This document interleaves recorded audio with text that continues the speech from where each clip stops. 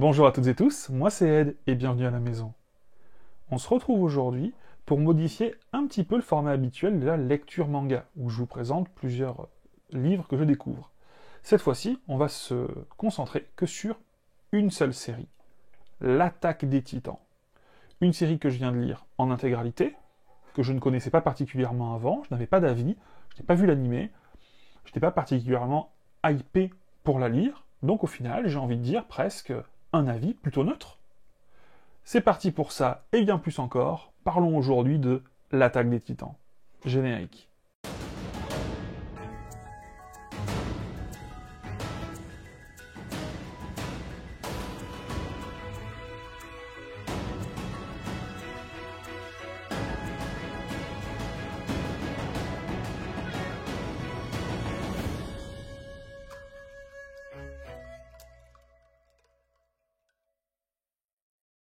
L'Attaque des Titans, Shingeki no Kyojin, en version originale.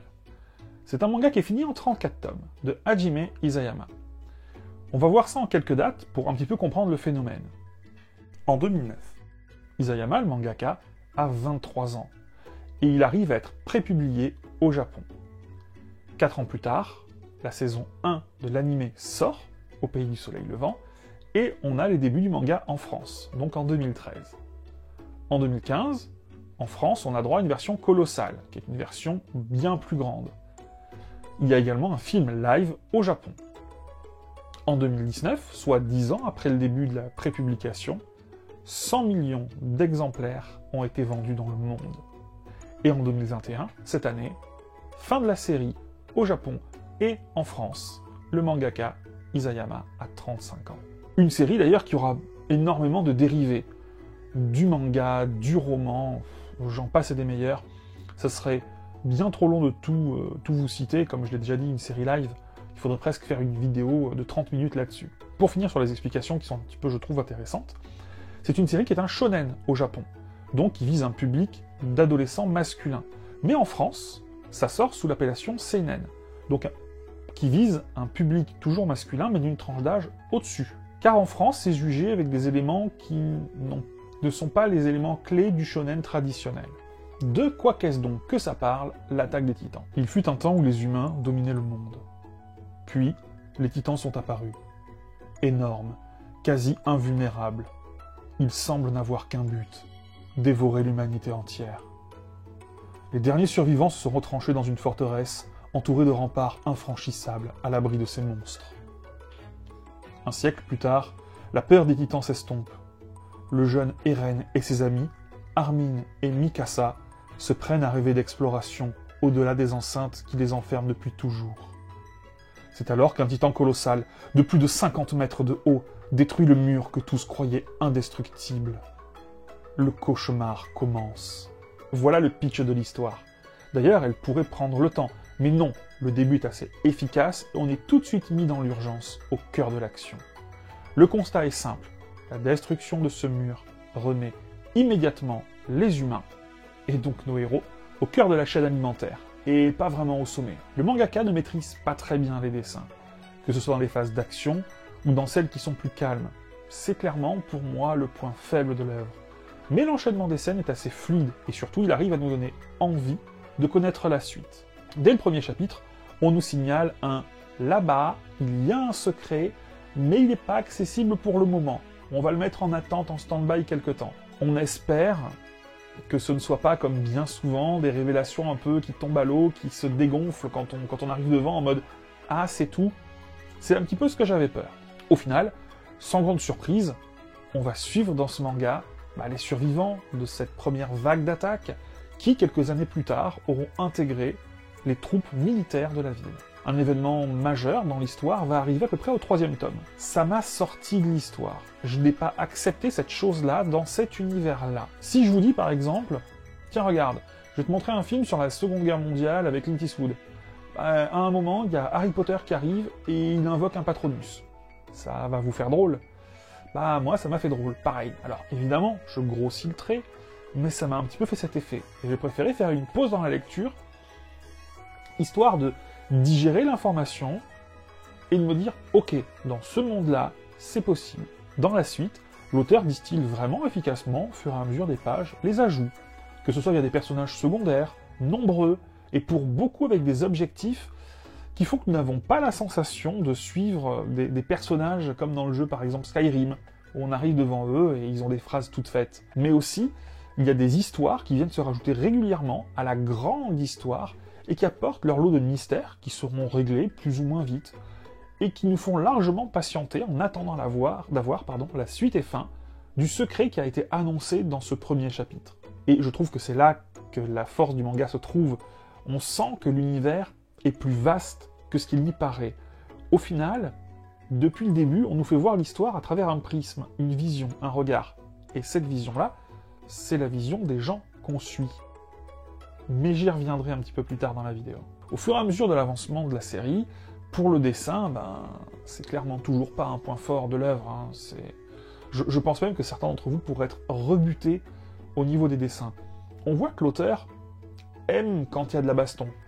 Et il y a parfois des traits, c'est assez graphique, il essaye de faire une certaine sorte de mouvement de vitesse, bon, ça marche moyennement. C'est pas dégoûtant, dégueulasse, mais c'est vraiment pas un point fort. Au fur et à mesure que j'ai avancé dans l'œuvre, on enchaîne vraiment tout de manière assez agréable. Il y a différents types de phases. Des phases d'action, des phases où on avance dans l'histoire, des révélations, ou même des phases où les personnages font un petit peu de social. Parfois, ces phases-là ralentissent un peu l'histoire, mais ne la mettent jamais à l'arrêt. C'est également très sympa, et ça c'est aussi un point fort, de voir l'évolution des personnages. Pour ceux qui survivent, parce qu'il y a du turnover. Et c'est intéressant, parce qu'ils prennent en maturité, ils sont impactés par ce qui arrive autour d'eux. Et pour moi, vraiment, oui, ça fait partie des forces de cette œuvre. On a des personnages qui sont humains, qui ont des qualités, des défauts, une psychologie, des buts, et ça c'est très important, et donc une évolution. On découvre, comme je vous le disais, l'univers en même temps que les protagonistes. Et c'est assez malin, car oui, on va découvrir plus de choses sur les titans, sur ce qui se passe à l'extérieur des murs, etc. Le manga est en plusieurs arcs, et ça s'enchaîne de manière assez fluide. Et c'est vraiment très bien géré. Le manga se passe également sur plusieurs années, et malgré ça, on se prend d'affection pour les personnages, et on a envie de vouloir connaître la suite. Qu'est-ce qui leur arrive? Il y a vraiment ce côté un petit peu addictif. Il y a aussi un aspect épique dans l'œuvre. Je n'aime pas, en général, quand c'est trop épique, que ce soit dans les séries ou les jeux de rôle principalement, mais j'aime pas quand c'est épique. Là, ça m'a pas trop dérangé, et je zappe volontairement le fait d'en parler parce que je suis pas fan. Donc, bon, ce que j'appelle épique, c'est quand ça va être il faut sauver l'univers, nous sommes les derniers remparts de l'humanité, voilà, ça c'est épique. Je préfère un petit peu ce côté berserk, où c'est de la dark fantasy, où au final, même si le manga est très dark, ou ce côté à l'échelle plus humaine, là c'est vraiment, parfois ça prend. Il y a aussi certains moments un peu longs, où il y a des moments politiques. C'est intéressant, ça apporte quelque chose au manga. Moi, j'en étais pas fan. Je me disais vivement qu'il retourne Castagny. On sent que l'auteur avait une vision, un minimum global de son œuvre, et c'est pas si courant dans les mangas, avec un début, un milieu, une fin. Comme j'ai dit tout à l'heure, on a une vision de ce qu'il se passe. Au final, on suit l'histoire en même temps que les protagonistes. Mais en vrai, on se rend compte, au bout d'un moment, que ce qu'on voit, c'est le début du manga, et non pas le début de l'histoire, que le monde est déjà en train de vivre et de tourner, avant qu'on ouvre les premières pages. Et c'est très très bien fait. Alors oui, on a une vraie fin à ce manga, il y en a qui l'ont un petit peu décrié. L'auteur n'a pas tout bâclé. Parfois, on sent que les mangas, l'auteur, il se force un petit peu à finir parce qu'il n'a pas le temps ou pas. Là, c'est pas du tout le cas. Je trouve que certains choix sur sa fin sont très bons, d'autres un peu plus discutables. Il y a certaines choses que j'ai peut-être pas assez bien compris, il faudra que je relise une seconde fois, c'est possible aussi. Mais je trouve que la fin est malgré tout très réussie pour ce manga. Pour l'édition, j'ai lu les 11 tomes de l'édition Colossale. Un tome de l'édition Colossale, c'est l'équivalent de 3 tomes. Donc ça veut dire l'équivalent de 33 tomes. Hop! Édition Colossale. Où d'ailleurs les covers ont été faites par un Américain. Donc c'est très très grand par rapport, puisque j'ai lu le 34 dans son édition normale, hop, vous pouvez voir la différence, et c'est vraiment massif.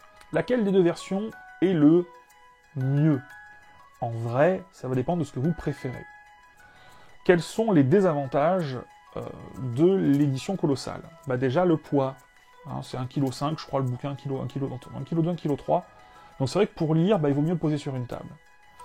Le rangement aussi peut être compliqué. Hein, c'est vraiment beaucoup plus grand, encore une fois, hein, donc voilà. Ça peut être pénible à ranger. Maintenant, il y a aussi des avantages. L'avantage, déjà, c'est le prix. Donc 3 tomes là, on en est à 19,95. 3 tomes comme ça, on en est à 20,95. Donc c'est un petit peu moins cher.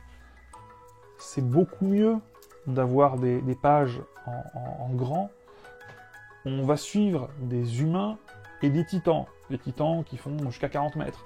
Bah c'est vrai que quand c'est en grand format, bah oui, ça donne mieux. Il y a plus de détails. Même si le dessin, on en a déjà parlé, n'est pas le meilleur du monde, ça donne vraiment cette impression de grandeur. Le papier est du papier glacé, donc oui c'est bien. Honnêtement, je ne regrette pas du tout d'avoir pris les 11 tomes en édition colossale, et je prendrai le dernier. Hein, j'ai juste pris celui-là pour les petits goodies qu'il y a fait dedans. Pardon? Quels goodies? Bah, je vais vous expliquer. On va voir ça tout de suite. Donc dans ce tome 34, limité de l'attaque des titans, qu'est-ce qu'on a? Donc ça, c'est hop, la couverture de base qu'on a, et celle-ci, ça doit être la couverture de l'édition normale. Donc couverture réversible, ça fait toujours plaisir, c'est toujours sympa. On a hop, ce petit livret. Alors dans ce livret, qu'est-ce qu'on a?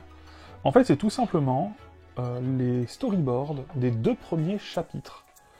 Et ce qui est intéressant, ben, c'est qu'apparemment, ça a été validé, mais il a quand même voulu faire des modifications. Donc on peut, si on le veut, moi j'avoue que je l'ai pas fait, bah, comparer un petit peu la différence entre les storyboards. Alors je vous montre un petit peu, hop, je fais comme mes collègues youtubeurs manga, voilà.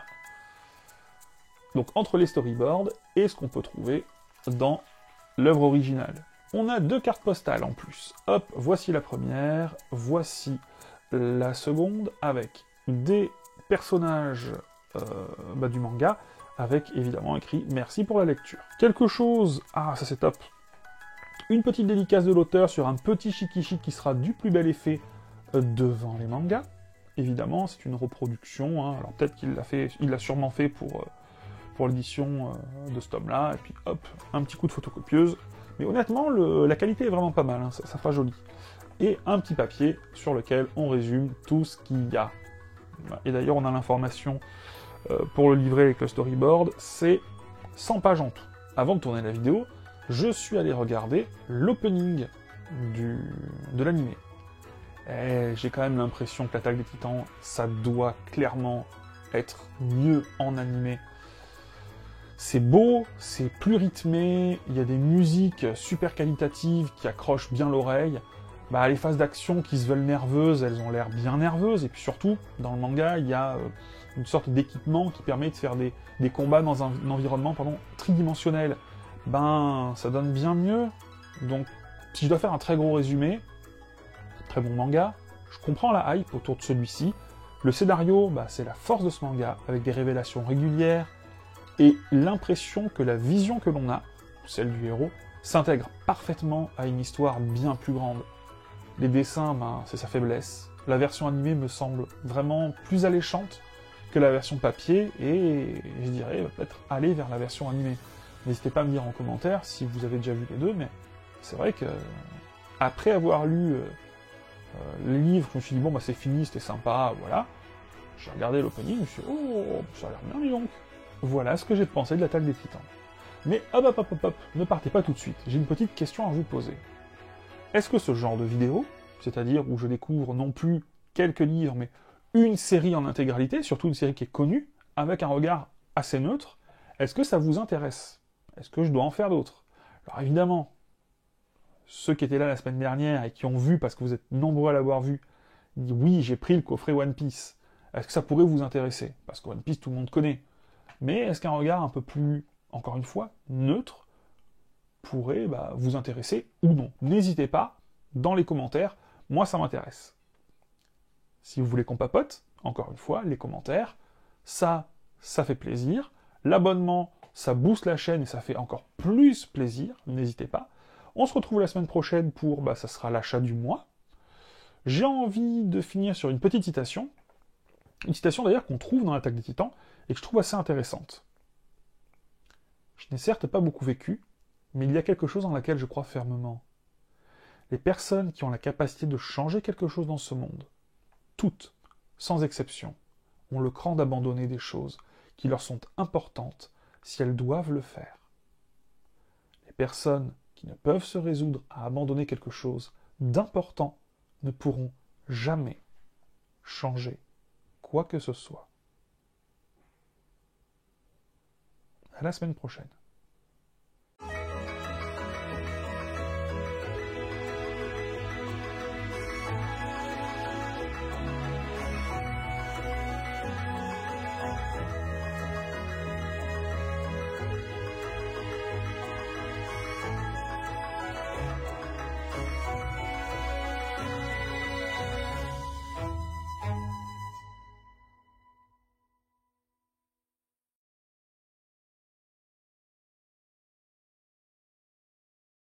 Oui, en effet, si je voulais plein de commentaires, je dirais « Hey, toi petit gars, tu as pensé quoi de l'attaque des Titans? Dis-moi en commentaire, laisse ton blaze, et il y aura un jeu concours dans lequel tu pourras gagner l'intégralité des livres que j'ai lus aujourd'hui. » C'est ça?